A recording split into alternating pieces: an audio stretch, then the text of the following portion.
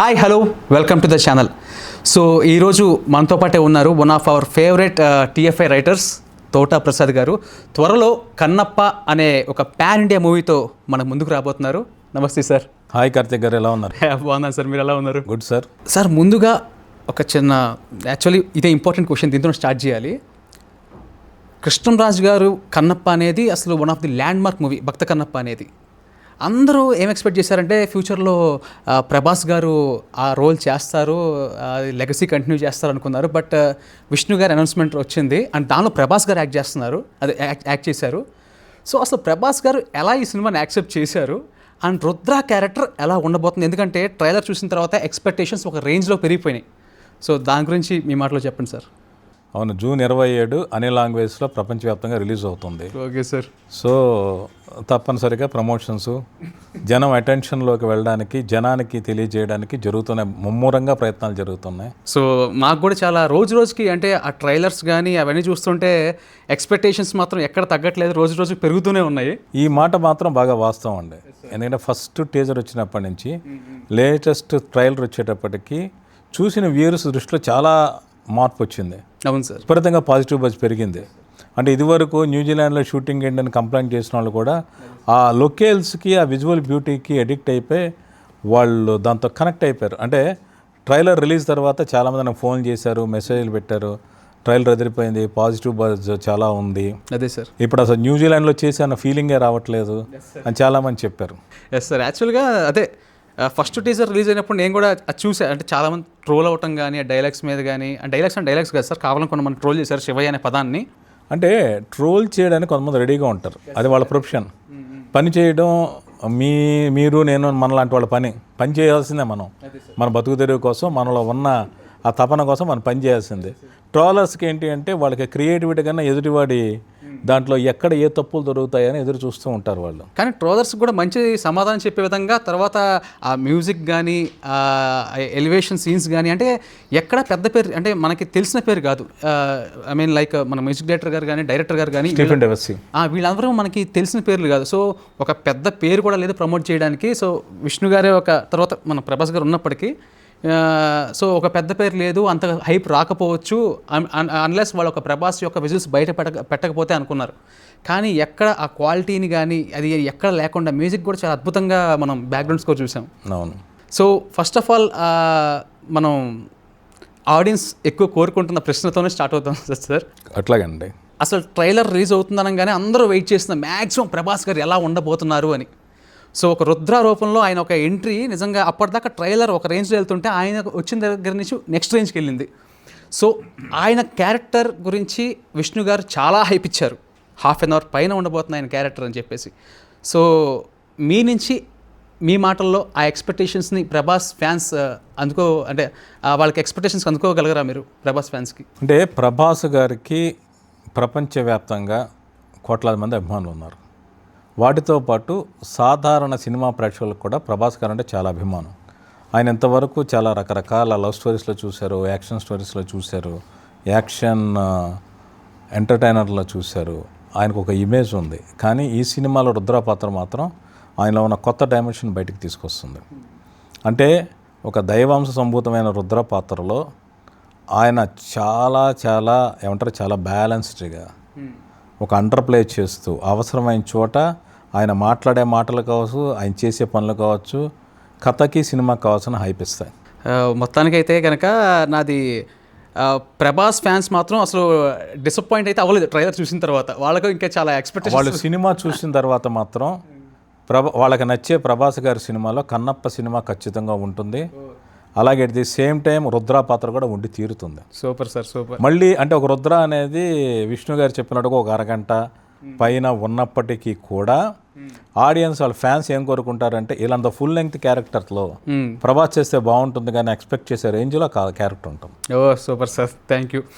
And ఇంకో main question sir నాకు యాక్చువల్గా ఏంటంటే మన టీఎఫ్ఐ అంటే మన తెలుగు చలనచిత్ర సీమలో కొంతమంది యాక్టర్స్కి ఆ పాత్ర వాళ్ళవే అని ఫిక్స్ అయిపోయినాయి. ఫర్ ఎగ్జాంపుల్ నేను చెప్పాలంటే కృష్ణుడు అనగానే మనకి నందమూరి తారక రామారావు గారు గుర్తొస్తారు, దేవదాస్ అనగానే మనకి ఏఎన్ఆర్ గారు గుర్తొస్తారు, అలాగే అల్లూరి సీతారామరాజు అనగానే మనకి సూపర్ స్టార్ కృష్ణ గారు గుర్తొస్తారు. అలాగే కృష్ణరాజు గారు చేసిన వాటిల్లో కన్నప్ప అనగానే ఇంకా ఆయనే ఆ పాత్రకి న్యాయం చేయగలరు, ఆయన అలా ఫిట్ అయిపోయారన్న ఒక ఈ నలుగురికి 4 క్యారెక్టర్స్ అలా ఉండిపోయినాయి. అవును. సో ఎప్పుడైతే విష్ణు గారు ఆ క్యారెక్టర్ చేస్తున్నారని తెలిసిందో, అదే మీరు ఇందాక చెప్పినట్టు ట్రోలర్స్ కొంచెం రెచ్చిపోయారు, దాని మీద ట్రోల్స్ చేయడం అంతా జరిగింది. కాకపోతే ఇవన్నీ పక్కన పెడితే ఆయనకి తెలుసు ఇది పెద్ద ఛాలెంజింగ్ అని ఆ రోల్ చేయడం అనేది. సో ఆయన ఎలా ప్రిపేర్ అయ్యారు సార్ ఈ క్యారెక్టర్కి? అంటే ఆయన ఎలా ప్రిపేర్ అని చెప్పడానికి ముందు మీరు అన్న ఒక ప్రశ్నకి నా వైపు నుంచి ఒక అనాలిసిస్ అనేది చెప్తాను. ఇప్పుడు కృష్ణ అంటే రామారావు గారు, అంటే చాలామందికి తెలుసో లేదో, సొంత ఊరైన ఒక సినిమాలో ఫస్ట్ టైం ఎన్టీ రామారావు గారు కృష్ణ వేషం వేశారు. Okay sir. నేను ఆ సినిమా చూడాల, ఇప్పటి వరకు కూడా చూడాల. ఆ సినిమాలో ఎన్టీఆర్ గెటప్ ఆయన నటించినప్పుడు జనం నుంచి పాజిటివ్ ఫీడ్బ్యాక్ రాలేదని నేను విన్నాను. సో మళ్ళీ కృష్ణుని గెటప్ వేయాలంటే ఆయన సంకోచించారని, బట్ కేవీ రెడ్డి గారు, నాగిరెడ్డి గారు, చక్రపాణి గారు ఇలాంటి వాళ్ళందరూ రామారావు గారికి చెప్పి ఏమీ కాదు నువ్వు అచ్చం అంటే ఆయనలో ఒక ప్రశాంత వదనం ఉంటుంది, ఆ చిరునవ్వులో చిన్న కుంటితనం, ఒక మాయ కనబడుతూ ఉంటుంది. అది యాజ్ ఇట్ ఈజ్గా ఎన్టీ రామారావు గారు ఆ జెస్చర్, ఆ గ్రేసు పట్టుకున్నారు. మాయాబజార్లో శ్రీకృష్ణ కదా ఆయన నటించిన తర్వాత ఇంకా శ్రీకృష్ణుడు అంటే ఆయనే అనుకుంటే ఆయన క్యాలెండర్లో ప్రతిష్ఠించారు, విగ్రహాలు ప్రతిష్ఠించారు, ఇవన్నీ జరిగాయి. అదే సార్, అదే సార్. ఆ తర్వాత కృష్ణుని పాత్రని కురుక్షేత్రంలో శోభన్ బాబు గారు వేశారు. రామకృష్ణ గారు కూడా 2-3 సినిమాలు యాక్ట్ చేశారు, నాకు గుర్తుండే దేవుడే దిగి వస్తే, ఇలాంటి సినిమాల్లో బాలకృష్ణ గారు కూడా యాక్ట్ చేశారు. సో నేనేది ఆ పాత్రని మిగిలిన వాళ్ళు కూడా పోషించారు. అలాగే ఇప్పుడు మీరు అన్నారు కృష్ణ గారు అల్లూరి సీతారామరాజు అని. యాక్చువల్గా అల్లూరి సీతారామరాజు క్యారెక్టర్ ఎవరు పోషించాలని ఫ్యాన్స్ కోరుకుంటారు. డెఫినెట్గా నేను కృష్ణ గారి ఫ్యాన్ని, హార్డ్కోర్ కృష్ణ గారి ఫ్యాన్స్ అందరూ మహేష్ బాబు గారు చేస్తే బాగుంది అనుకుంటారు. అవును సార్. మహేష్ బాబు గారు కూడా కొడుకు దిద్దిన కాపంలో అనుకుంటా ఆయన చైల్డ్ ఆర్టిస్ట్గా ఉన్నప్పుడే అల్లూరి సీతారామరాజు గెటప్ వేశారు ఆయన.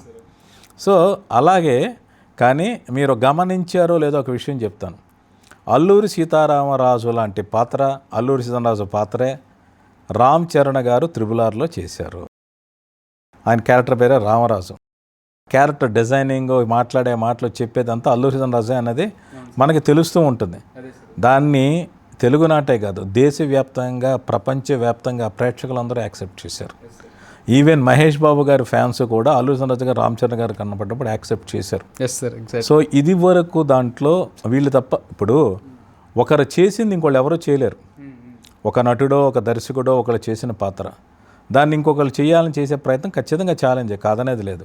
ఇప్పుడు కృష్ణరాజు గారి కెరీర్లో ఆయనకున్న ఒక టాప్ 10 ఫిల్మ్స్లో ఒక మ్యాగ్నమ్ వాపస్ లాంటి సినిమా భక్త కన్నప్ప. అవును సార్. ఆయన ఆ రోజుల్లో చాలా పెద్ద ఖర్చుతో ఒక బెన్హర్ లాంటి సినిమా తీయాలని కృష్ణరాజు గారు భక్త కన్నప్ప తీశారు. సో ఒక 50 ఏళ్ల పాటు కృష్ణరాజు గారు తప్ప ఇంకెవరో కూడా ఎవరు చేయడానికి ప్రయత్నించాల. ఇప్పుడు కన్నడంలో రాజ్ కుమార్ గారు చేశారు బేటర్ కన్నప్ప. అవును సార్. ఆ తర్వాత ఆయన కొడుకు శివరాజ్ కుమార్ యాక్ట్ చేశారు మళ్ళీ కన్నప్ప కథని, శివమెచ్చిత కన్నప్ప. సో అందులో రాజ్ కుమార్ గారు శివుడు క్యారెక్టర్ చేశారు. అంటే ఒక ఆర్టిస్ట్ ఒక చెరగనే ముద్ర వేస్తే ఇంకో ఆర్టిస్ట్కి అదే పాత్రను ఎంచుకొని చేయడం అనేది చాలా పెద్ద ఎత్తున సవాల్, చాలా పెద్ద ఎత్తు సవాల్. ఆ సవాళ్ళకు ముందే సిద్ధపడ్డారు విష్ణు గారు. పైగా ఆయనకి ఏంటంటే ఈ ప్రాజెక్ట్ అనుకున్నప్పుడు కృష్ణరాజు గారు జీవించే ఉన్నారు. ఆయన తన మనస్ఫూర్తిగా ఆయన బ్లెస్సింగ్స్ విష్ణు గారికి, ఈ సినిమాకి ఆయన ఇచ్చారు కృష్ణరాజు గారు. సో అందువల్ల ఆయనే ఆశీర్వదించినప్పుడు ఇప్పుడు విష్ణు గారు కూడా చాలా తపన పడ్డారు. ఆయన ఈ కథ రాసింది ఆయనే. మీరు సినిమా చూశాక, అంటే ఇప్పుడు సినిమా చూడకుండా నేను మాట్లాడడం కరెక్ట్గా, మీరు సినిమా చూసిన తర్వాత విష్ణు గారి పెర్ఫార్మెన్స్ నెక్స్ట్ లెవెల్లో ఉంటుంది. నేను 7-8 సార్లు పైన రకరకాల దశలో సినిమా చూసిన ప్రతిసారి నాకు క్లైమాక్స్ వచ్చి కళ్ళ నీళ్ళు వచ్చాయి. రేపు ఆడిటోరియం కూడా అదే ఆర్ద్రతాభావం ఫీల్ అవుతారు. అంటే ఇప్పుడు మీరు అన్నారు భక్త కన్నప్ప క్యారెక్టర్ చేయాలంటే ఒక రాజకుమార్ గారు, కృష్ణరాజు గారు మనం చెప్పుకున్నాం. ఇక ఫ్యూచర్ జనరేషన్లో ఎవరైనా Kannappa project, Kannappa character take up చేయాలంటే విష్ణు మంచు గారు చేసిన పెర్ఫార్మెన్స్ని ఒక బెంచ్ మార్కుగా తీసుకుని చేయాల్సిందే.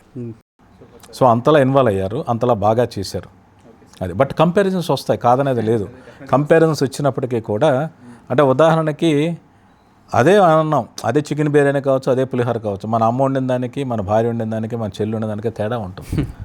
మనం మనకు అందించడంలో వాళ్ళు అందించిన ప్రేమను మనం చూడాలి తప్పితే ఆ రుచిలో చిన్నపాటి ఒక్క ఉప్పు కొంచెం ఎక్కువ కావచ్చు, తక్కువ కావచ్చు, లేదా 4 జీడిపప్పులో వేరుశనగలో కొంచెం ఎక్కువ ఉండొచ్చు, తక్కువ ఉండొచ్చు. అదే సార్. వాటి మాత్రం కంపేర్, వాళ్ళ ప్రేమని వాళ్ళు మనకు అందించడంలో చేసిన ప్రయత్నాన్ని మనం గుర్తించాలి.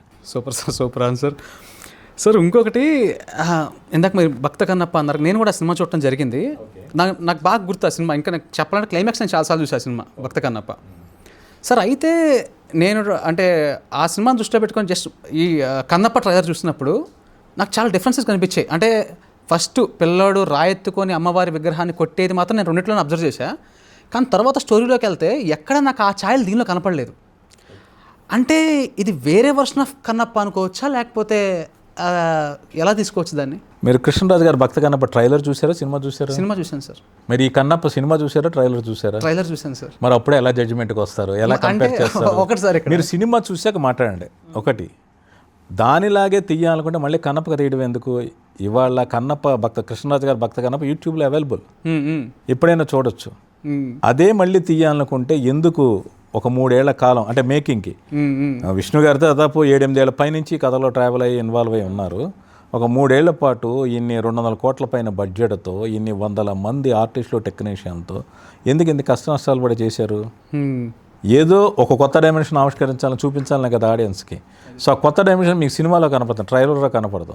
సో ఆ రకమైన కంపారిజన్ అనేది కరెక్ట్ కాదు. సినిమా చూసాక రెండు వేరు అంటే కన్నప్ప కథ ఒకటే, ప్రపంచవ్యాప్తంగా జరిగిన చరిత్ర. అతను ఒక ఆటవికుడు, వేటగాడు, శివలింగాన్ని చూసి భక్తుడయ్యాడు. తను వేటాడిన మాంసం నైవేద్యం పెట్టాడు. శివలింగం కళ్ళమ్మడ నెత్తురు వస్తే తన కళ్ళు తీసి ఇచ్చాడు. ఇది ప్రపంచంలో అందరికీ తెలిసిన కన్నప్ప కథ. తమిళంలో పెరియ పురాణం కావచ్చు, దూర్జటి కాళహస్తి మహత్యం కావచ్చు, పాల్కూరి సోమనాథుల బసవ పురాణం కావచ్చు, ఎందులో అయినా ఇదే కథ. ఈ కథ మారేది లేదు, ఇది చరిత్ర. ఈ భక్తుడు కావడానికి ముందు అతని జీవితం ఎలా సాగిందనేది ఎవరి ఊహ, ఎవరి కల్పన. కృష్ణరాజు గారి భక్త కన్నప్ప కూడా బేడర కన్నప్ప బేస్ చేసుకుని ముళ్ళపూడి వెంకటరమణ గారు, బాపు గారు సృష్టించింది తప్పితే అదేమీ యథాతథంగా జరిగింది కాదు. అది వాళ్ళ ఊహ, వాళ్ళ కల్పన. సో ఎప్పుడైతే ఆయన శివుని దగ్గరికి వెళ్ళే ఒక జర్నీ ఏదైతే ఉందో సో దానికి దీనికి నాకు ఎందుకో చాలా డిఫరెన్స్, ఖచ్చితంగా తేడా ఉంది. అది ఎందుకు అనేది కూడా ఒక మాట చెప్తాను. అంటే పూర్తిగా సినిమా రివ్యూలు కావాలి నేను చెప్పలేను, కానీ ఇవాళ రేపు ధర్మాన్ని కాపాడాలంటే మనం ఒక దైవానికి అర్చన చేయడం ఒకటి సరిపోదు. మనకు తోచిన నైవేద్యాలు పెట్టడం కాదు. ఒక సహస్రార్చనం, అష్టోత్తర శతనామావళి చదువుకోవడము, ఇవన్నీ ఇంకా పారాయణాలు, పూజలు, ఇవన్నీ అభిషేకాలు, ఇవన్నీ కాదు.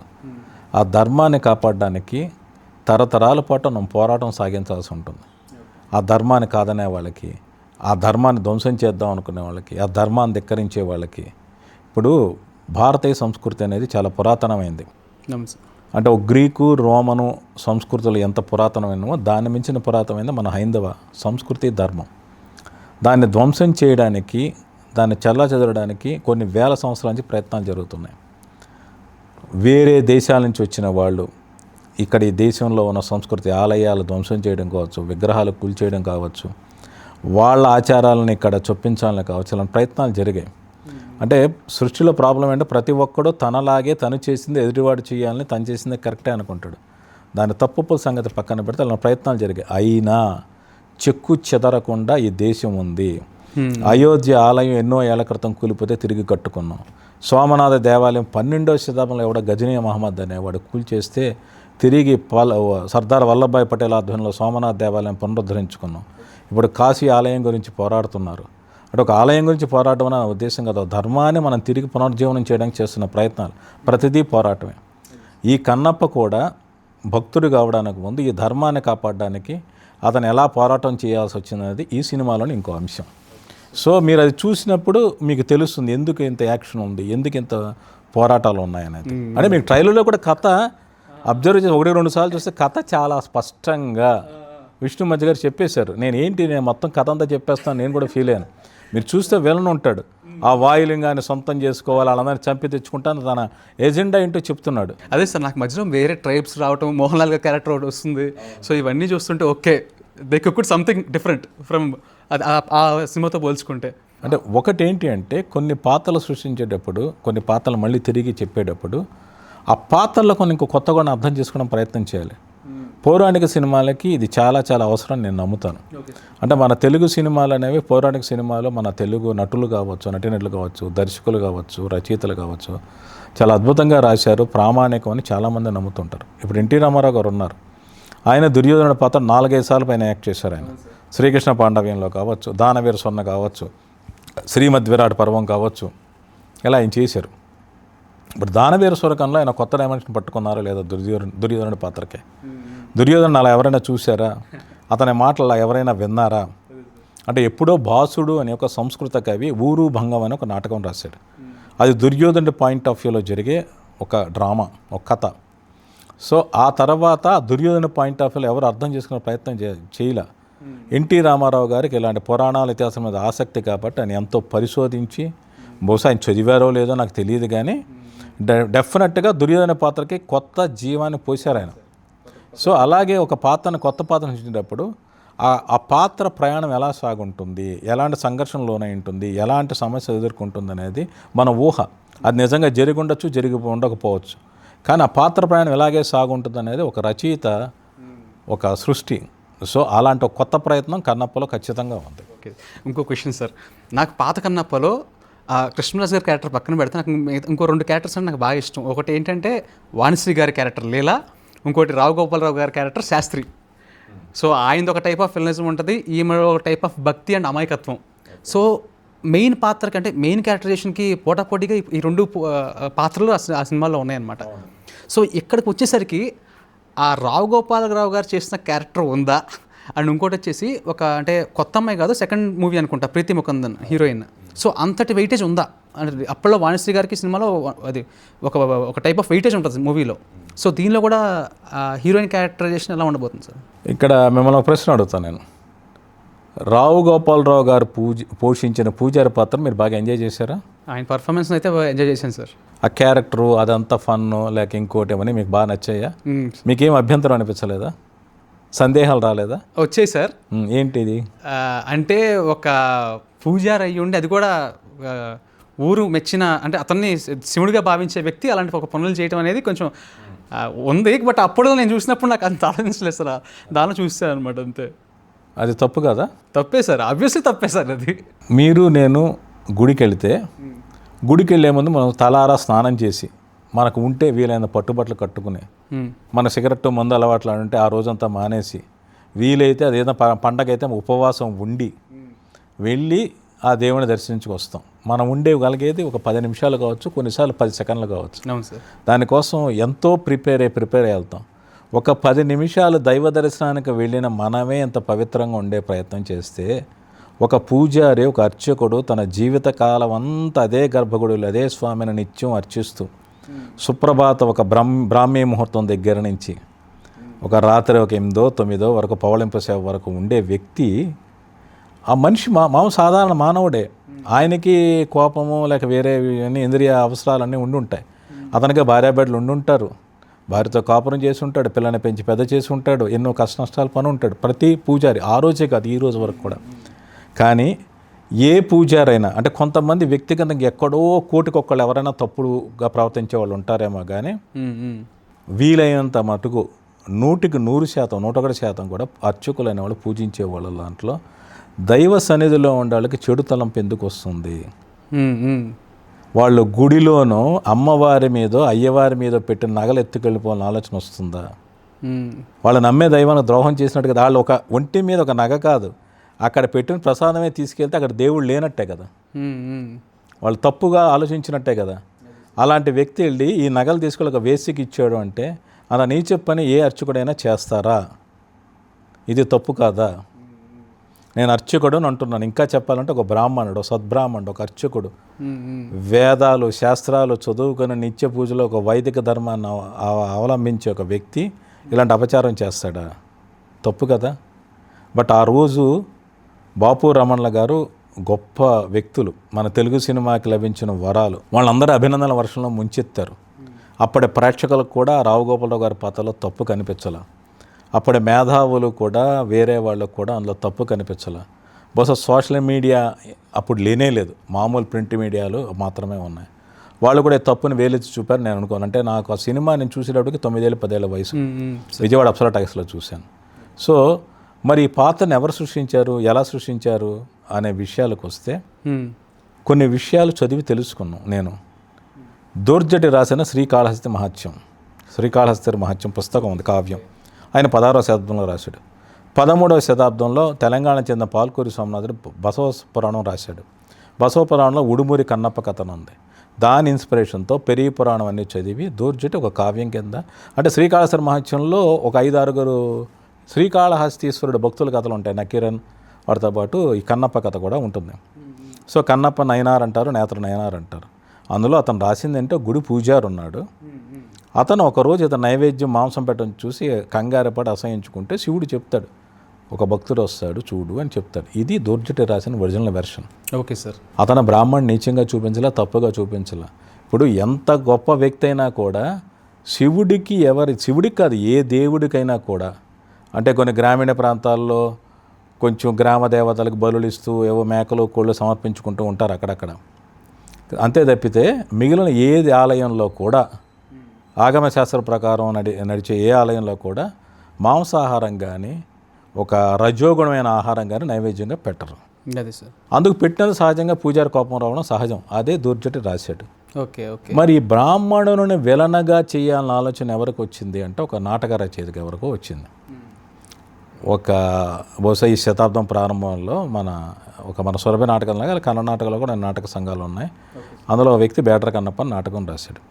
హీరో ఆటవికుడు, అతను శివాలయ దర్శనానికి వెళ్తున్నాడు. సో ఒక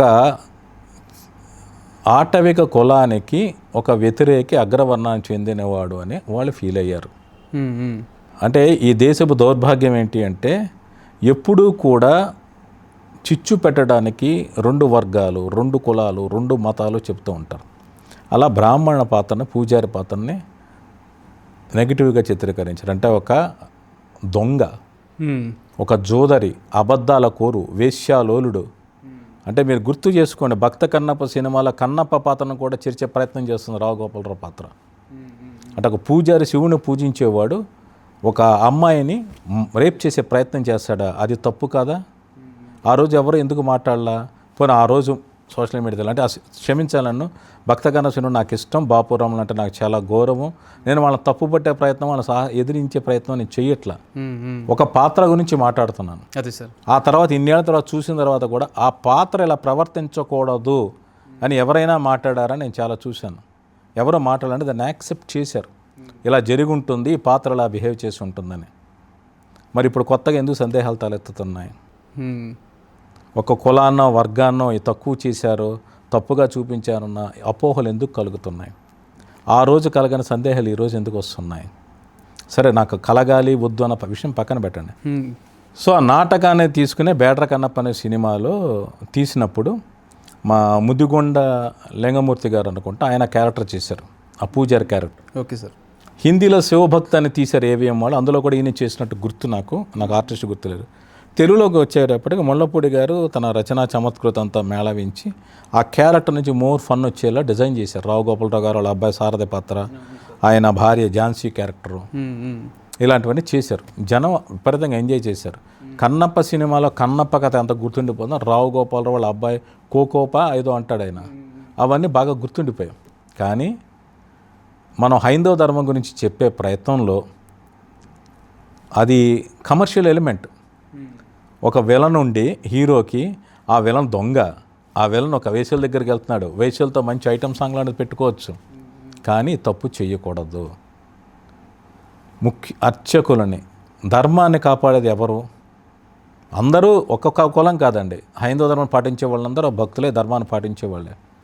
ఒక వేద ఋషులు శాస్త్రాలు ఎన్నో చదివి వేదాలు రాసిన దాన్ని మనం ఇప్పటికీ పాటిస్తున్నాం.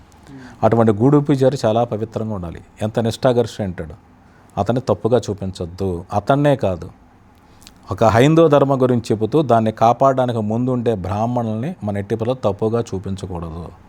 ఇది మేము తీసుకున్న మేము కాదు, విష్ణు మంచు గారు తీసుకున్న నిర్ణయం. అంటే ఆ సాంగ్ కొంతమంది డిస్కషన్లో చెప్పారు, ఆ పూజారి పాత్రను ఇలా ఫన్ చేయొచ్చు, అలా చేయొచ్చు అని. అవి చాలా హిలేరియస్ ఎపిసోడ్స్ ఉన్నాయి, సీన్స్ ఉన్నాయి.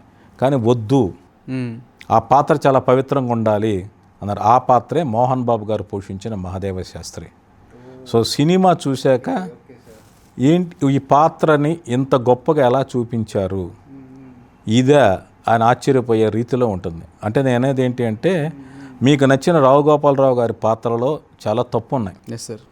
ఆయన వృత్తిపరంగా ఆయన అర్చకత్వానికి కావచ్చు, కులపరంగా ఆయన బ్రాహ్మణత్వానికి కావచ్చు, ఆ పాత్రను తప్పుగా చిత్రీకరణ జరిగింది. అంటే ఇది కృష్ణరాజు గారి కన్నప్ప సినిమా కాదు, మొదట బేడ్ర కన్నప్పలో కూడా ఇలాగే ఉండింది, హిందీ శివభక్తులో ఇలాగే ఉండింది. సో ప్రతి సినిమాలో ఇలాగే ఉంది. ఆ కన్నడ నాటకా నుంచి ఇలాగ ఫాలో అయిపోయి ఇలా చేశారు. సో ఈ తప్పుని, ఈ పొరపాటుని సరిదిద్దారు. ఇది మహాదేవ శాస్త్ర పద్ధతి. మీరు అడిగారు ఆ సినిమాకి ఈ సినిమాకి ఉన్న తేడా ఏంటి. ఓకే. రెండోది, ఇక్కడ మీరు వాణిశ్రీ గారు మహానటి, మీ అందరిలాగే ఆవిడ అభిమానటి. ఆవిడ సినిమాలు చాలా చూసాం. నేను ఒక జర్నలిస్ట్గా ఉన్నప్పుడు కూడా ఆవిడ పర్సనల్ కలిసి మాట్లాడే అవకాశం నాకు దొరికింది.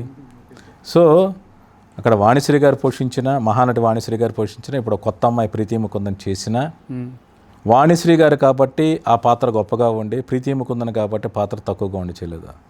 ఎవరైనా చేసినా, ఏ నటి చేసినా, ఏ హీరోయిన్ చేసినా ఆ పాత్ర కన్నప్ప ప్రియురాలు, కన్నప్ప భార్య, కన్నప్ప అర్ధాంగి. సో అదే స్థాయి ఇంపార్టెన్స్ ఉంటుంది. ఇంకొక విషయం కూడా చెప్తాను. నేను ఇలాంటి విషయాలు మాట్లాడిన విష్ణు గారు, మోహన్ బాబు గారు నన్ను మందలిస్తారేమో కానీ ఒక విషయం అయితే నేను చెప్పదలుచుకున్నాను. ఒక హీరోయిన్ పాత్రని మీరు తగిన హీరో సెంట్రిక్గా నడవది కథ.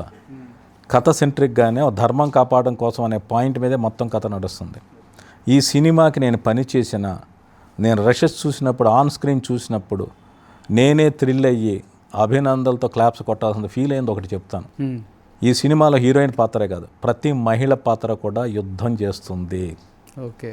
పిరికి దానిలాగా ఉండదు, వంట వండుకుంటూ కూర్చోదు, తన మొగుడో తన ప్రియుడితోనూ సరసాలాడుకుంటూ ప్రణయకెళ్ళిలో మాత్రమే ఉండదు.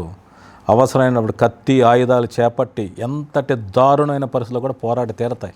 ప్రతి స్త్రీ పాత్ర ఒకటి కాదు. అంటే ఆ రోజుల్లో 2వ శతాబ్దంలో మన అడవి బిడ్డల ఆదిమ జాతి వాళ్ళు అలాగే ఉండేవాళ్ళు. ఆడ మగ తేడా ఉండదు.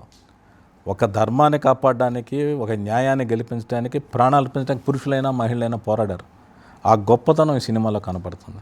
అందువల్ల ఇది చూసిన తర్వాత మీకు వాణిశ్రీ గారి పాత్ర గొప్పదా, ప్రీతి ముకుందన్, మీరు ఆర్టిస్టుల పేర్లతో చూడొద్దు. ఓకే. Okay sir. కన్నప్ప భార్య పాత్ర ఎలా ఉంది, తన సహచరిని అర్ధాంగి, ఆ అమ్మాయి లేకపోతే ఇతని జీవితం లేదు. సో వాళ్ళిద్దరి మధ్య రొమాన్స్ అంటే జనాలు వేరేలా అనుకుంటున్నారు, సెక్సో లేక హగ్సో, లిప్ ఒక రొమాన్స్ అనేది ఏంటంటే శరీరాల కలయిక కాదు, వాళ్ళకి ఒకళ్ళ మీద ఉండే ప్రేమ, ఒకళ్ళ కోసం వాళ్ళు చేసే త్యాగం. శివుడికే కళ్ళు ఇచ్చిన వాడు తన తండ్రి మీద, తన భార్య మీద ఎంత ప్రేమ ఉండి ఉంటుంది, ఎంత బంధం ఉండి ఉంటుంది.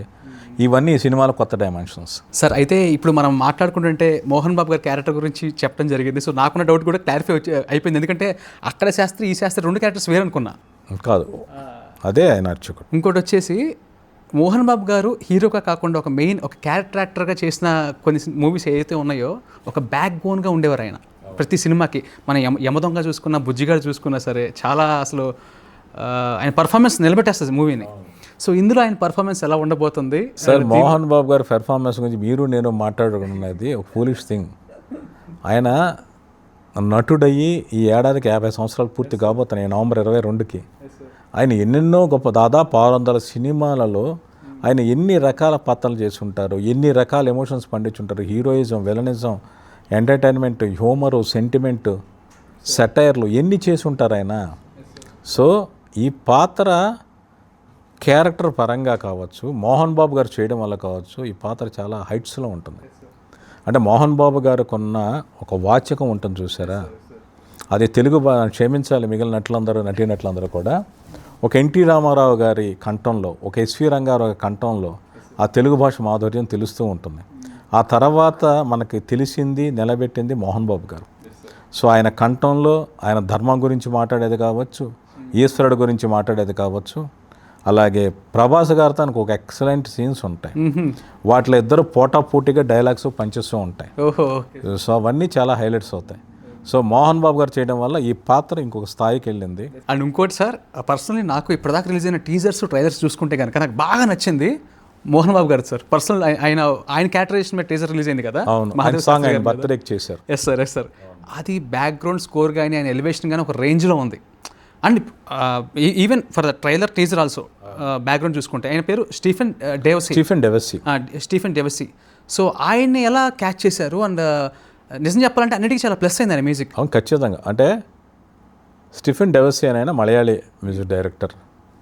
ఇక్కడ నేను మతాల పేర్లు ప్రస్తావించడం క్షమించండి, బట్ ఆయన జన్మతగా క్రిస్టియన్. స్టీఫెన్ డెవెస్సీ అన్నప్పుడు అర్థమై ఉంటుంది. కానీ ఒక హైందవ ధర్మం గురించి చెప్తే ఇలాంటి భక్తిరస చిత్రానికి, ఒక తెలుగు సినిమాకి సంగీతం అందించడం అంటే మాటలు కాదు. Yes sir.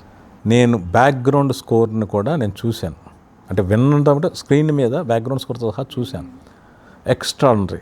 అంటే సెకండ్ హాఫ్లో ఒక మూమెంట్ నుంచి టిల్ ది క్లైమాక్స్, అంటే ఫస్ట్ హాఫ్లో కూడా రకరకాలుగా ఉంటుంది. సెకండ్ హాఫ్లో స్టీఫెన్ డెవెస్సీ ఆర్ఆర్ అనేది నెక్స్ట్ లెవెల్లో ఉంటుంది. అంటే మనం అందులో ఇన్వాల్వ్ అయిపోయి, లీనం అయిపోయి, మనం ఎక్కడున్నాం, థియేటర్లో ఉన్నామా, అడవిలో ఉన్నామా, ఆ వాయులింగం వైపు వెళుతున్నామా, ఈశ్వరుడి దగ్గరికి వెళ్తున్నామా అన్న ఒక అనుభూతి కలిగే రేంజ్లో ఆయన వాడిన ఇన్స్ట్రుమెంట్స్, ఆర్ఆర్, అవి నెక్స్ట్ లెవెల్. అంటే మన ఇంతవరకు పాటలు మామూలుగా వస్తుంటాయి యూట్యూబ్లో అని. ఇప్పుడు డెఫినెట్గా సినిమా ఆర్ఆర్ కూడా వీడియోగా రిలీజ్ అవుతుంది డెఫినెట్గానే అనేది. ఆ సౌండ్ ట్రాక్ కూడా రిలీజ్ అవుతుంది. అండ్ ఇంకొక విషయం వచ్చేసి డైరెక్టర్ గారు సార్, నిజంగా ఇది ఒక పేరు మారుతూ, అంటే నాకు తెలిసి నేను ఫస్ట్ అనౌన్స్మెంట్ విన్నప్పుడు తనిగల భరణి గారు డైరెక్షన్ చేస్తున్నారని చెప్పేసి. కాదు అంటే ఒక విష్ణు గారు చెప్పారు చాలా ఇంటర్వ్యూల్లో. దాదాపు ఒక 10 ఏళ్ల క్రితం ఎప్పుడో తనికెళ్ళ భరణి గారు కన్నప్ప కథ రాసుకుని విష్ణు గారిని అప్రోచ్ అయ్యారు. విష్ణు గారు కథ విన్న తర్వాత యాజ్ ఎ మేకర్గా, హీరోగా ఆయన చూస్తున్న స్పాను, విజనం వేరు. భరణి గారు ఒక ఆర్ట్ ఫిల్మ్లా ఒక కంపాక్ట్ బడ్జెట్లో చేద్దామని అనుకున్నారట. Okay sir. సో ఈయన ఒక స్పాను ఇలా ఊహిస్తూ ఉంటే, నేను చేయలేను, నువ్వే చెయ్యి అని భరణి గారు వెళ్ళిపోయారు. వెళ్ళిపోయిన తర్వాత ఇప్పుడు కన్నప్ప కథ అనేది చరిత్ర పురాణం, అది నిజంగా జరిగింది, ఎవరైనా తీయచ్చు. సో దాన్ని బేస్ చేసుకుని అతని దాని ముందు జీవితం ఎలా సాగుంటుంది, అతను ఎలాంటి ఎక్స్ప్రెషన్స్ ఇచ్చి, అంటే అతని ఒక్కొక్క సంఘటన, ఒక్కొక్క బంధం పట్ల అతను ఎలాగా రియాక్ట్ అయ్యి ఉంటాడు, ఇవన్నీ కూడా విష్ణు గారు ఊహించి రాసిన తర్వాత నేను నాలాంటి కొంతమంది కలిసి ఈ స్క్రిప్ట్ని డెవలప్మెంట్లో ఉపయోగపడ్డాం. ఓకే. సో అందువల్ల ఏంటి అంటే ఇది పూర్తిగా భరణి గారు ప్రపోజల్ తీసుకొచ్చిన మాట నిజం. ఆ భరణి గారి ప్రపోజల్తో విష్ణు గారు ఇన్స్పైర్ అయ్యి కన్నప్ప చేయాలన్న కోరిక కలగడం నిజం. ఓకే. బట్ స్క్రిప్ట్ మాత్రం, అంటే నేను భరణి గారి స్క్రిప్ట్ కూడా చదివాను, అందులోని ఒక మాట కానీ, ఒక సన్నివేశం కానీ, ఒక పాత్ర కానీ ఇందులో ఉండవు. అండ్ ముఖేష్ కుమార్ సింగ్. అవును. సో ఆయన గురించి మనం తీసుకుంటే చాలామంది తెలియదు, డ్రామా ఆర్ట్స్లో ఆయన one of the gold medallist, అంటే మహాభారతం వీటి మీద పట్టున్న వ్యక్తి అని నేను విన్నాను సార్ నేను. సో ఆయన్ని అంటే లాస్ట్ మినిట్ దాకా కూడా డైరెక్షన్ ఈయన అనే సంగతి చాలామందికి తెలియదు. అంటే మేబీ చాలా రోజుల తర్వాత అనౌన్స్మెంట్ ఇచ్చారేమో. లేదు మొదట అనుకున్నప్పుడు మొదటి నుంచి ముఖేష్ కుమార్ సింగ్ అని అనౌన్స్ చేశారు. సో ఆయన్ని అంటే సెలెక్ట్ చేయడానికి గల రీజన్ ఏంటి సార్? పౌరాణికాలు తీయడం అనేది ఒక స్పెషల్ ఆర్ట్. స్పెషల్ ఆర్ట్ అంటే నేను అది మీకు విజువల్ మీద కమాండ్, సీజీ గ్రాఫిక్స్ మీద కమాండ్ ఉంటే మాత్రమే సరిపోదు. హైందవ ధర్మాన్ని, మన భారతీయ మూలాలని, ఆ ఇతిహాసాలను అర్థం చేసుకోవాలి, గౌరవం ఉండాలి. సో ముఖేష్ కుమార్ సింగ్ గారికి ఉన్న ఇంకొక ఎక్స్ట్రా అంటే మహాభారత్ని చాలా ఎపిసోడ్లు ఆయన డైరెక్ట్ చేశారు. సో మహాభారతం అనేది ఎన్నిసార్లు చెప్పినా కూడా జనాన్ని నచ్చుతూనే ఉండదు. అంటే మీకు తెలిసిన కథని మళ్ళీ చెప్పి ఒప్పించడం అనేది మాటలు కాదుగా. మీరు మీ సినిమాలు చూసుంటారు, నాటకాలు చూసుంటారు, పుస్తకాలు చదువుంటారు, మళ్ళీ మీరు టీవీలో చూడాలి అంటే ఆ డైరెక్టర్కి, ఆ ఆర్టిస్టులకి, ఆ టీమ్కి ఎంతో టాలెంట్ ఏదో జనాన్ని మెప్పించలేరు. సో అది ఆ ఫీట్ సాధించిన వ్యక్తి ముఖేష్ కుమార్ సింగ్ గారు. దీంతోపాటు ఆయన చాలా చంద్రకాంత, మిగిలిన చాలా సిరీస్ డైరెక్ట్ చేశారు ఆయన. సో అందువల్ల ఇలాంటి సబ్జెక్టుల మీద ఆయన మంచి అవగాహన ఉంది. బట్ మూవీ పరంగా ఇదే ఫస్ట్, సినిమా పరంగా ఇది మొదటిది అయ్యుండొచ్చు. తర్వాత ఇంకొకటి ఏంటంటే మోహన్ బాబు గారు మహాభారత్ సీరియల్ చూసినప్పుడు, ఆయన ఏదో క్యాజువల్గా చూసినప్పుడు ఆయనకు బాగా కనెక్ట్ అయింది. ఇతను ఎవరో బాగా తీశాడని ముఖేష్ కుమార్ సింగ్ అని పిలిపించి కన్నప్ప సినిమా డైరెక్షన్ బాధ్యతలు అప్పగించారు. అంటే శివాజ్ఞ అంటారు కదా, నేను అప్పుడప్పుడు ముఖేష్ కుమార్ సింగ్ అని చూసినప్పుడల్లా అంటే ఎంత ట్రావెల్ అవుతున్నాను అనుకుంటా. నిజంగా ఆయన ఎంత అదృష్టవంతుడు, లేక ఎంత ఈశ్వరానుగ్రహం ఉంది అంటే. ఆయన టీవీ సీరియల్ తీసిన వ్యక్తికి మీరు ఒక్కసారి ఆలోచించుకోండి, ఒక 250 కోట్ల సినిమా బడ్జెట్ సినిమా, న్యూజిలాండ్లో షూటింగ్. ఓకే అండి, మోహన్ బాబు గారు 50 సంవత్సరంలో చేస్తున్న ఒక ప్రెస్టీజియస్ ఫిల్మ్, విష్ణు మంచు గారికి ఇది ఒక ఛాలెంజింగ్ రోల్. వీళ్ళిద్దరితో పాటు అక్షయ్ కుమార్ గారు, ప్రభాస్ గారు, మోహన్ లాల్ గారు, శరత్ కుమార్ గారు, ముఖేష్ ఋషి గారు, ఇంతమంది సీనియర్ ఆర్టిస్టులతో సినిమా చేసే అవకాశం రావడం, అది అద్భుతంగా రావడం అనేది నిజంగా ఆయనకి ఎంత రాసి పెట్టుంటే, ఎంత దేవుడి దయ ఉంటే జరుగుతుందో ఆలోచించండి. అదే సార్.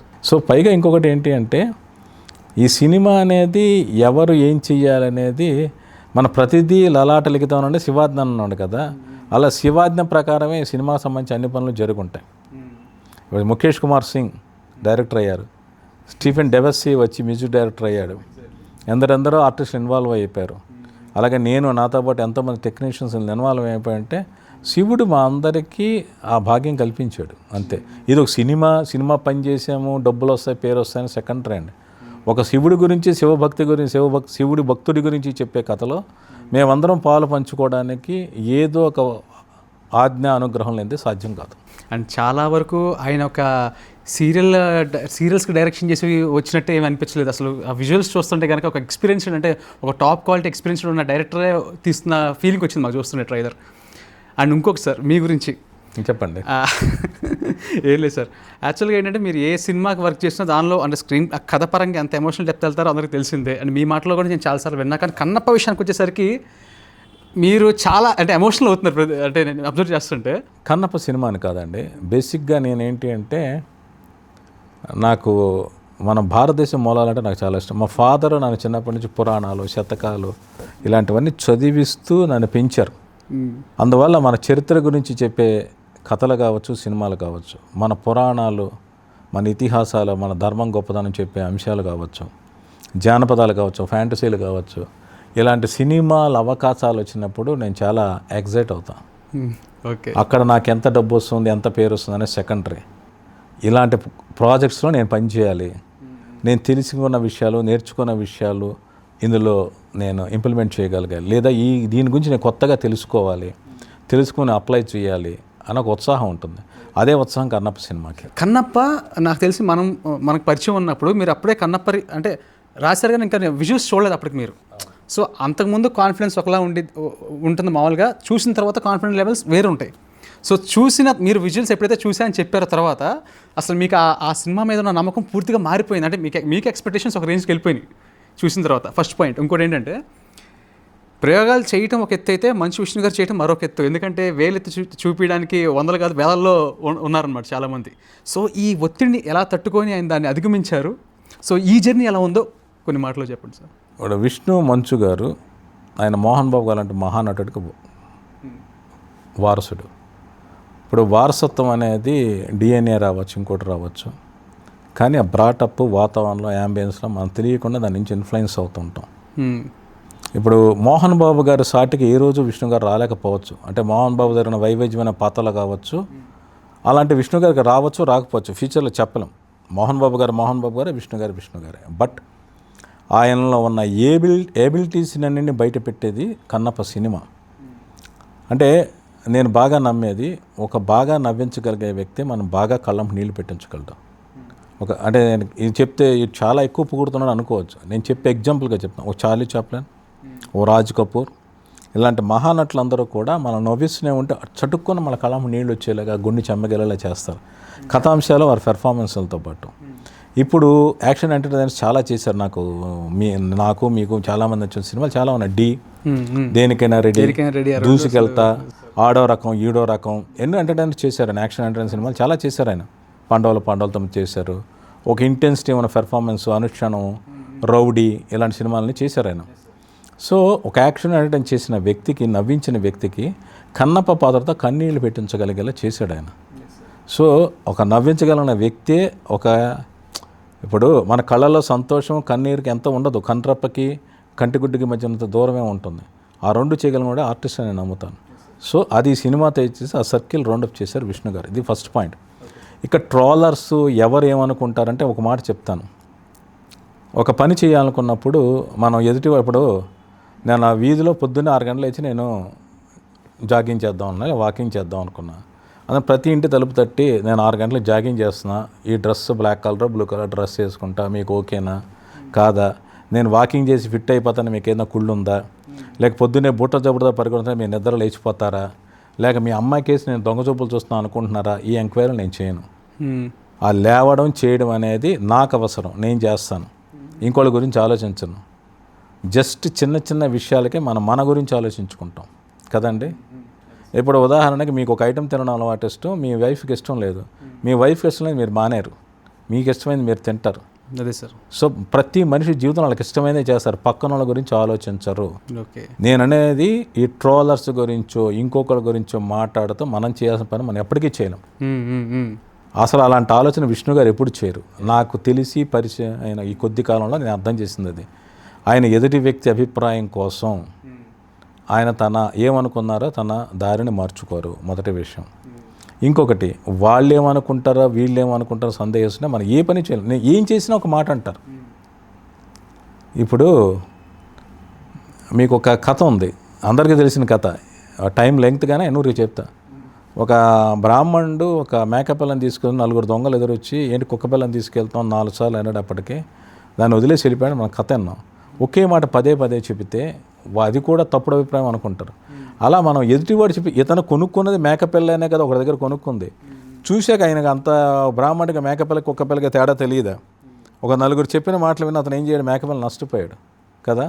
సో అలాగే మన జీవితంలో 100 మంది ఇప్పుడు ఒక సంబంధం వచ్చి నువ్వు చేసుకో అంటారు, చేసుకోవద్దంటారు, ఏం చేయాలి చేయకూడదని ఎవరికో డిసైడ్ చేసుకోవాల్సిన పని. మన లైఫ్లో మన మామూలు మిడిల్ క్లాస్ లైఫ్లో మనకు నచ్చిన నిర్ణయాలు మనం తీసుకుంటున్నప్పుడు ఒక ఆర్టిస్ట్, ఒక మేకర్ తనకు నచ్చింది దాన్ని చేస్తాడు, దానికి కాదనే రైట్ ఎవరికీ లేదు. అందులో ట్రోలర్స్ గురించి ఆలోచించి విష్ణు గారు చేయలేం. పైగా ఇంకోటి ఏంటంటే ఆయన ఆర్టిస్ట్గా తనేంటో చూపించుకోవడానికి ఆయనకు దొరికిన ఒక అద్భుతమైన పాత్ర కన్నప్ప. అది ప్రపంచాన్ని చూపించాలనుకుంటున్నాడు ఆయన. అండ్ ఇంకోటి, ఇందాక మీరు కొన్ని సినిమాలు చెప్పడం జరిగింది, ఆయన యాక్చువల్గా డీ అయినా సరే దేనికైనా రెడీ అయినా సరే నేను ఎంజాయ్ చేశాను సినిమాస్. కానీ నటుడుగా నేను ఆయన్ని బాగా, అంటే నాకు ఆయన మీద బాగా గౌరవం పెంచిన మూవీస్ ఏదైనా ఉందంటే నాకు అనుక్షణం, రౌడీ, రెండు నాకు అనుక్షణం నాకు బాగా నచ్చింది. ఎస్ సార్, సెటిల్డ్ యాక్టింగ్ ఉంటుంది అంత. రౌడీలో మోహన్ బాబు గారు ముందు ఓకే, అది విష్ణు గారు బాగా చేసినప్పటికీ మన మోహన్ బాబు గారు బాగా ఎక్కువ గుర్తుంటారు. బట్ అనుక్షణంలో మాత్రం చాలా ఇంటెన్సిటీ, చాలా సెటిల్డ్గా, చాలా అండర్ప్లే చేస్తూ బాగా చేశారు ఆయన. బట్ నాకేంటి రౌడీ ఎందుకంటే నేను ఆయన ఎందుకు అబ్జర్వ్ చేశాను బాగా విష్ణు గారిని, ఎందుకంటే ఈయన ఎలాగో దులిపేస్తారు, అసలు న్యాచురల్గా ఉన్నారు లుక్ అంతా. అవును. కానీ బట్ స్టిల్ అక్కడ కూడా సెటిల్డ్గా చేసి ఓకే అనుకున్న దానికంటే గొప్ప నటుడు విష్ణు. కాకపోతే ఇంకా మంచి పాత్రలు పడాలి అనుకున్న టైంలో కన్నప్ప ఆయన క్రియేట్ చేసుకున్నారు. But I'm eagerly excited about the cinema climax sir. ఎందుకంటే సో మీరు చూసే ఉంటారు, క్లైమాక్స్ గురించి చెప్పాలంటే ఏం చెప్తారు సార్? మీకు ఇందాక చెప్పాను నేను, విష్ణు గారు ఎంతవరకు సినిమా చేసిన సినిమాలను ఒక ఎత్తు, కన్నప్ప ఒక ఎత్తు, సినిమా అంతా ఒక ఎత్తు, కన్నప్ప క్లైమాక్స్ ఇంకో ఎత్తు, ఆ రేంజ్లో ఉంటుంది. అంటే మోహన్ బాబు గారే చూసి కళ్ళము నీళ్ళు వచ్చేసాయి ఆయనకి. ఆయనతో పాటు ప్రతి ఒక్కళ్ళకి, మన రజనీకాంత్ గారు చూసిన అదే ఫీలింగ్, ఆయన హక్ చేసుకున్నారు. క్లైమాక్స్ చూసిన ప్రతి ఒక్కళ్ళకి అంటే ఎక్కడో 1-2% మందికి గుండె రాయి అయిపోయి ఏంటి అన్నట్టుగా ఉంటే తప్పితే దేవుడిని నమ్మేవాడికి, మానవత్వం మీద ప్రేమ ఉండే ప్రతి ఒక్కడికి కళ్ళు చెమర్చి తీరతాయి. అంత అద్భుతంగా ఉంటుంది క్లైమాక్స్. ఓకే. అంటే నేను కృష్ణరాజు గారు, రాజ్ కుమార్ గారు చాలా గొప్ప నటులు. At the same time Vishnu మంచు గారు కూడా కన్నప్ప పాత్రనే ఆ స్థాయిలో అద్భుతంగా చేశారు. సో ఫైనల్లీ అదే మాకు ఇప్పుడు వచ్చిన న్యూస్, రజనీకాంత్ గారితో పిక్స్ చాలా వైరల్ అవుతున్నాయి. సో ఆయన చాలా ఎమోషనల్ అయ్యారు సినిమా చూసిన తర్వాత అని కూడా. సో పాన్ ఇండియన్ లెవెల్లో ఎలా ఉండబోతుంది అసలు ఆడియన్స్కి? మీరు ఫైనల్గా అసలు why should we watch Kannappa అంటే మీరు ఏం చెప్తారు సార్? ఒక విషయం ఏంటంటే ఇప్పుడు రజనీకాంత్ గారు ఆయన భార్య లత గారితో కలిసి ఈ మధ్య కన్నప్పది స్పెషల్ ప్రివ్యూ మన జూన్ 15వ తారీఖు చూశారు. మీకు గుర్తుండే ఉంటుంది, జూన్ 15కు ఒక ప్రత్యేకత ఉంది. 30 ఏళ్ల క్రితం మోహన్ బాబు గారు, రజనీకాంత్ గారు పెదరాయుడు సినిమా రిలీజ్ అయిన రోజు, అదే రోజు కోఇన్సిడెంట్లుగా ఆయన కన్నప్ప సినిమా చూశారు. చూసి ఆయన విష్ణు గారిని హక్ చేసుకున్నారు. ఆయన కళ్ళమ్మట నీళ్ళు వచ్చాయి. నేను విన్నది, ఆయన రజనీకాంత్ గారు సత్యమణి లత గారు అయితే మోహన్ బాబు గారితో నువ్వు మన ఇండియన్ కల్చర్కి, మన హైందవ సంస్కృతికి చాలా గొప్ప కంట్రిబ్యూషన్ చేసావు అన్నయ్య అని మెచ్చుకున్నారు. చాలా గొప్పగా ఉంది సినిమా అని ఫీల్ అయ్యారు ఆవిడ. సో ఆయన ఏమనుకున్నారు అనేది బహుశా ప్రజలకు కూడా త్వరలోనే తెలిసే రోజు వస్తుంది, రజనీకాంత్ గారు ఏమనుకున్నారు అనేది. తర్వాత ఇంకొకటి ఏంటంటే జూన్ నెల అనేది మోహన్ బాబు గారి కుటుంబానికి, ఆయన లెగసీకి ఒక స్పెషల్ మంత్. 30 ఏళ్ల క్రితం వచ్చిన పెదరాయుడు ఒక సెన్సేషనల్ రికార్డ్స్ ఎలా సృష్టించిందో, జూన్ 27 రాబోతున్న కన్నప్ప సినిమా కూడా అంత సంచలన విజయాన్ని సాధిస్తుంది అని అందరి నమ్మకం, ఆశ, ప్రార్థన. తర్వాత ఎందుకు చూడాలి అంటే ఒక మాట చెప్తాను. మన ఇళ్లల్లో పిల్లలకి, అంటే ఇది పిల్లల సినిమా కాదు, నేను చెప్పదలుచుకున్న విషయం చెప్తున్నాను. మనకి రామాయణ భారతాలు, మన ఇతిహాసాలు, మన చరిత్రలో ఒక పద్ధతి సాంప్రదాయం ఎలా తెలుస్తుంది, మన పెద్దవాళ్ళు చెప్తే తెలుస్తుంది. అది ఒక జనరేషన్ నుంచి ఒక జనరేషన్కి అంతే, ఒక రెగ్యులర్ ప్రాసెస్. దానికి ఏమి స్కూల్కి వెళ్ళినట్టుగా ఒక క్లాస్ పెట్టి మనకేమి బోధించరు. అది మన కల్చర్లో ఒక భాగం, మన పెంపకంలో ఒక భాగం. మనకి ఇప్పుడు చందమామలు లేవు, అమరచిత్ర కథలు లేవు. వాళ్ళకి చెప్పి కూర్చోబెట్టే తాతయ్యలు, అమ్మమ్మలు, నానమ్మలు లేరు. తల్లిదండ్రులు బిజీగా ఉంటున్నారు, వాళ్ళకు కూడా తెలియని పరిస్థితిలో ఉన్నారు. ఏదైనా ఈ ఒక చరిత్ర సత్యం అంటే వాళ్ళకి ఫోన్లో వాట్సాప్ గ్రూపుల్లో ఎవడైనా మెసేజ్ పెడితే వాట్సాప్ యూనివర్సిటీ వాళ్ళు సర్టిఫికేట్ ఇస్తే నమ్ముతారు. లేదా ఇంకొక చోట ఇంకొక సోషల్ మీడియాలో ఎవరైనా పెట్టే పోస్ట్ ప్రకారం ఓ ఇలా జరిగిందా అనుకుంటారు. ఇలా మనం ఆ స్మార్ట్ ఫోన్లో వచ్చే సర్టిఫికేట్ల ఆధారంగా వాళ్ళు ఇచ్చే స్టేట్మెంట్ ఆధారంగా నిజమని నమ్ముకుంటున్నాం. వాస్తవాలు తెలియట్లేదు. సో ఖచ్చితంగా ధర్మాన్ని మనం మన సంస్కృతిని కాపాడుకుంటే మనం తెలుసుకోవాలి. ఆ తెలియచెప్పడానికి జనరంజంగా ఉండగా చేసిన ప్రయత్నం కన్నప్ప. సో కన్నప్ప కథ తెలుసుకోవడం వల్ల జరిగే మేలు ఏంటంటే మనం తెలుసుకోవాల్సిన విషయం చెప్తున్నాను. ఇప్పుడు ఈశ్వరుడికి మాంసాహారాలు నైవేద్యం పెట్టాలనో కాళ్ళు చేతులు ఇవ్వాలని కాదు. మనం అందరినీ భగవంతుడు నాకు అది ఇవ్వు ఇది అని అడుగుతాం. అలాంటి భగవంతుడిని కూడా తన కళ్ళే ఇచ్చేసిన ఒక గొప్ప త్యాగి సాహసి కన్నప్ప. ఒక కులాలు వర్గాలని చూసిన ఒక పాపం ఒక అమాయకుడైనా ముగ్ధుడైనా ఒక ఆటవికుడు వేటగాడు అతనే ఈశ్వరుడి కోసం ధర్మం చేసేస్తే మనలాంటి వాళ్ళం ఒక దేవుడి కోసం కాదు, దేవుడి కోసం మనం ఏం చేస్తాం, మనం చక్కెర పొంగల్ తింటే చక్కెర పొంగల్ పెడతాం, గారెలు అనిపిస్తే గారెలు పెడతాం. లేదంటే మన దగ్గర డబ్బు ఉంటే మనం ఏదో నాకు అంత వస్తా ఎంత ఇస్తామని పర్సంటేజ్ మాట్లాడతాం దేవుడితో. ఓ టీడీఎస్ లాగా నాకు ₹1,00,000 వస్తే నీకు 1,00,000 వేస్తా, లేక ఇంకేదో చేయిస్తే ఇలా చేసినమాట. మనంతా బేరాలు చేస్తున్నాం దేవుడితో. మనం ప్రార్థనలు చేయట్లా, కృతజ్ఞతలు చెప్పట్లా, బేరాలు చేస్తున్నాం. బేరాలు చేయొద్దు దేవుడితో, దేవుడికి మనం ధన్యవాదాలు చెప్పుకోవాలి అని తెలియజేసే కథ కన్నప్ప. సో మన దేవుడికి కాకపోవచ్చు, మన పక్కన ఉన్న మనిషికి ఒక కష్టంలో అండగా ఉండాలి అనిపించేలా చేసే కథ కన్నప్ప. సో ఈ సినిమా మనలో మర్చిపోతున్న ఒక సంస్కృతిని తెలుసుకోవడానికి, మనలో ఉన్న మానవత్వం, త్యాగ గుణాలు ప్రతి ఒక్కళ్ళు ఉన్న ఏ వ్యక్తి చెడ్డవాడు కాదు, బట్ నాకు అవకాశం లేక ఉండవచ్చు.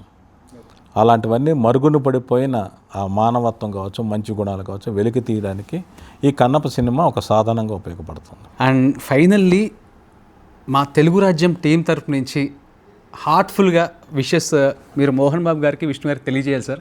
సినిమా సూపర్ డూపర్ హిట్ అవ్వాలని మేము మనస్ఫూర్తిగా కోరుకుంటున్నాం. థ్యాంక్ యూ కార్తిక్ గారు. మీకు మన తెలుగు రాజ్యం టీం అందరికీ టాప్ టు బాటం అందరికీ కూడా నా తరపున, మా సినిమా తరపున హృదయపూర్వక ధన్యవాదాలు. డెఫినెట్గా అందరి బెస్ట్ విషెస్ కలిపి ఈ సినిమాకి ఒక బ్లాక్ బస్టర్ని ఇవ్వాలని ఇస్తుందని మేమందరం నమ్ముతున్నాం. Thank you very much. Thank you. Hello, Telugu రాజ్యం ఛానల్ చూస్తున్నారా? సామాజిక రాజకీయ జీవన చిత్రణే తెలుగు రాజ్యం. అతిశయోక్తులు అసత్యాలు ఉండవు. రాజకీయ కోణం కాదు, ప్రజా కోణమే కొలబద్ద. తెలుగు రాజ్యం వీక్షణ మీ ఉత్తమ అభిరుచికి నిదర్శనం.